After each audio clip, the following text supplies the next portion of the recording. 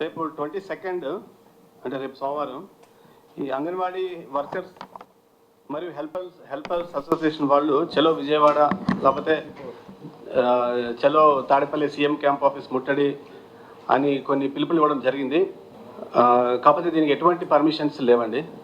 Already 144 CrPC ఉంది. అదేవిధంగా 30 police act ప్రకారం కూడా not more than 5 people should congregate at one place.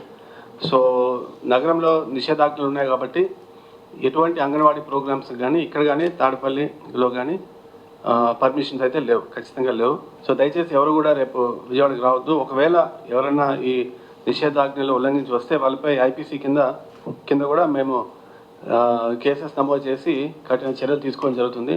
అంతేకాకుండా ఒకసారి కేసెస్ నమోదైన తర్వాత వాళ్ళ రికార్డ్ బుక్స్లో కానీ సర్వీస్ బుక్స్లో కూడా ఇవి ఎంటర్ అవి ఉంటాయి. So disciplinary action, departmental action కూడా ఇనిషియేట్ చేయడం జరుగుతుంది. తర్వాత పెద్ద సంఖ్యలో ఏదైతే వాళ్ళు ఆందోళన తలపెట్టారో దీంట్లో కొన్ని యాంటీ సోషల్ ఎలిమెంట్స్ కూడా వచ్చి ఈ తప్పుదారి పట్టించి కొద్దిగా హింసకి పాల్పడే అవకాశం కూడా ఉంటుంది. నేను మరొకసారి చెప్తున్నాను, రేపు పొద్దున్న ప్రోగ్రామ్కి అయితే విజయవాడ నగరంలో ఎటువంటి పర్మిషన్ లేదు. ఎవరైనా ఈ నిషేధాజ్ఞలు ఉల్లంఘించి వస్తే మాత్రం వాటిపై ఐపీసీ కింద కఠినమైన చర్యలు తీసుకోబడతాయి.